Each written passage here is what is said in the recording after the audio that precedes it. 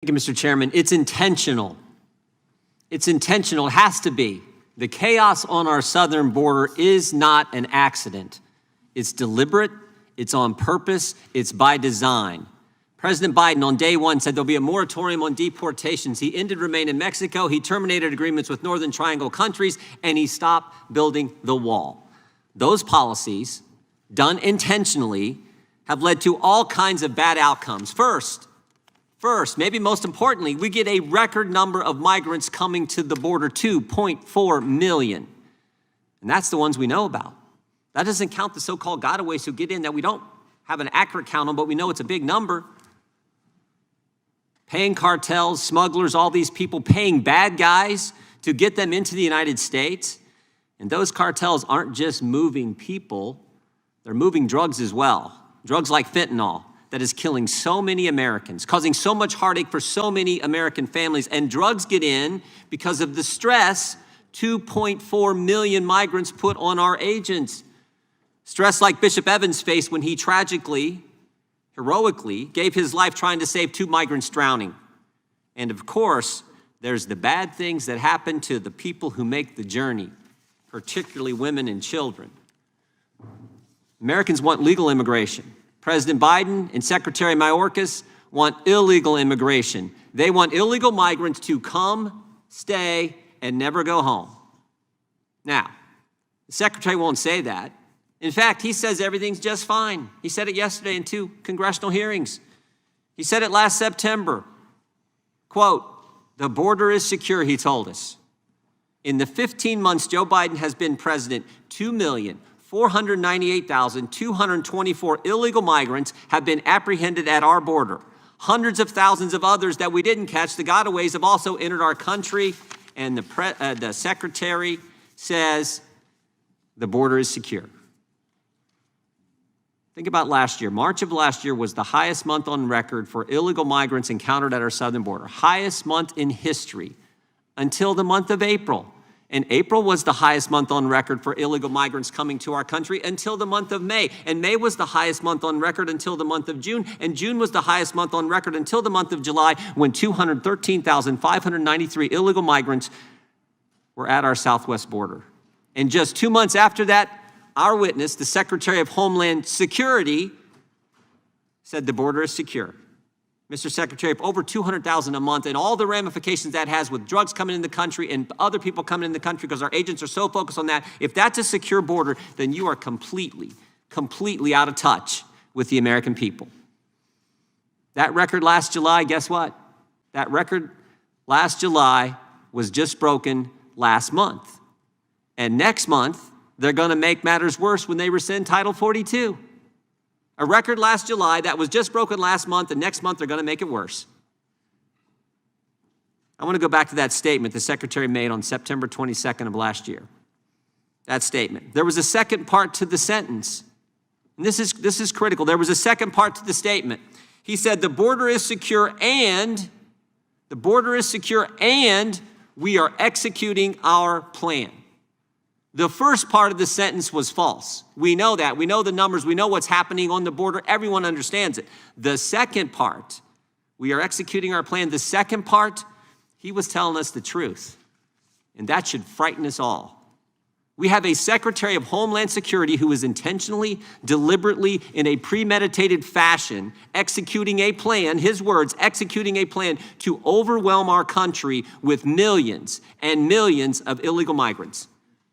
Executing a plan that causes all kinds of harm to people who make the journey, executing a plan that results in record levels of fentanyl and other drugs entering our nation, executing a plan that stresses our border agents, stresses our education and healthcare system, stresses our nation. All done intentionally. So, Mr. Chairman, I hope we're going to have a lot of questions for the Secretary, but I hope one of the fundamental questions, maybe the fundamental question that he will answer is, why is he doing it? Why is he doing this to our fellow citizens? Why is he doing this to our country? Why is he deliberately doing this to, he is the Secretary of Homeland Security. Why is he intentionally doing this to our nation? Mr. Chairman, we have a video we'd like to show as well.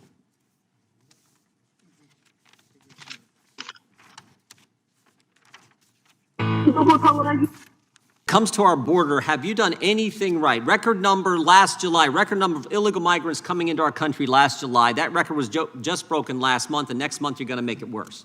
Agents turning their back on you when you speak. Agents on video on horseback patrol doing their job. Democrats call them racist. You guys throw them under the bus. Fentanyl coming across our border like we've never seen before. Are you doing anything right when it comes to the border? Oh, Congressman, so you mentioned I've done a tremendous number of things correct, and of which I am very proud.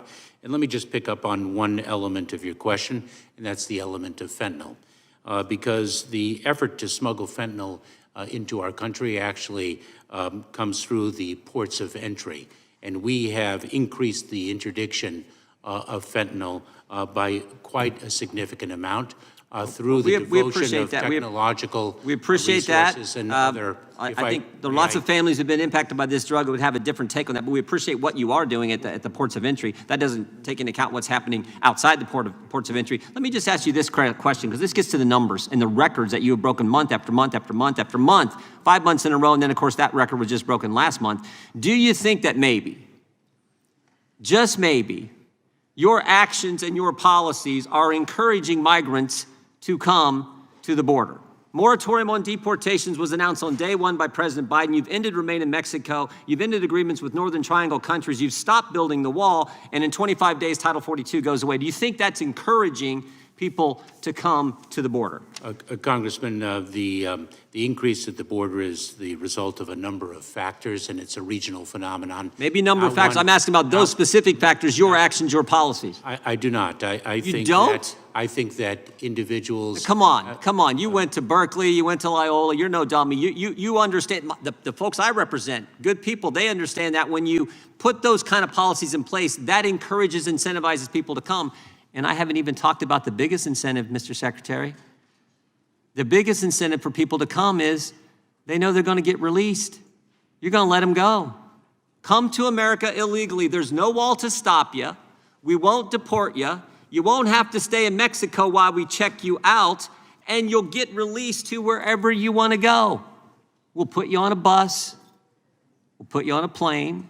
Now, you may have to fly in the middle of the night because we don't want the American taxpayers who are paying for this. We don't want them to know where you're going and that we're doing this. And of course, when they get there, I mean, this is just so common sense. Again, the folks I get the privilege of representing understand that when they get there, you know what they're going to do? They're going to get on their phone. May not be the phone you gave them, but they're going to get on their phone and they're going to call back home and they'll say, hey, come to America. Mayorkas is letting you in. But they won't even call. They'll probably FaceTime. Hey, look, I made it. Show it around. That's what they're going to do. That's what your policies have incentivized. And the part that bugs me is that is so unfair to the American taxpayer and the American citizen. And maybe most importantly, Mr. Secretary, I think that's unfair to the people who came here legally, the immigrants who did it the right way. I think it's unfair to them. I think it's spitting in their face. Your policies are driving this influx we have seen, the record after record. Ranking Member Jordan, can I answer your question? So I just paused. Because I want to speak of one success. But first, I'll return very quickly to the issue of fentanyl and opioid overdose deaths. In 2020, there were approximately 50% more opioid deaths in this country than over 2019. 2020 versus 2019. The scourge of illegal drugs in this country. Let me ask you this, because you can. I mean, look. I want you to answer the question of your actions and your policies are driving and incentivizing people to come. People with common sense know that they are. Let me ask you this: do you think when you release 836,225 illegal immigrants into our country, do you think that that is actually accomplishing the objective of the cartels? These people pay the cartels money to get here, pay them lots of money, for them lots of money, to get here, and then you're actually releasing them. Isn't that sort of accomplishing the objective of the cartels? Congressman, those are individuals who have claimed asylum under our laws. Let me speak of one success, since I didn't have an opportunity to answer your question. In 2010, when I was in the Department of Homeland Security, I was told that one of the infirmities in our system is it takes 6 to 8 years between the time of encounter at the border and the time of a final adjudication of an asylum claim. That was in 2010. Nothing was done to address that until this administration. We And as promulgated. Mr. Gates pointed out, Mr. Secretary, 1.2 million of them went through that process. They're supposed to be removed, and you're not doing it. We promulgated an asylum And you're not officer doing rule. it. We promulgated an asylum officer rule that is taking effect at the end of May. Let me ask It you will one last actually thing. take that 6 42 Gentleman's time has expired. illegal immigrants were encountered at our border are on the terrorist and no-fly list. Are any of them still in our country? Gentleman's time has expired. This is an important question for this committee. Are any of them still in our country? Congressman, I will witness deliver can't. to you a response with respect No, to. no, no, that's a this simple position. question. Are terrorists, people on the terrorist watch list, no-fly list, are they still in the United States that you've encountered on the border? Congressman,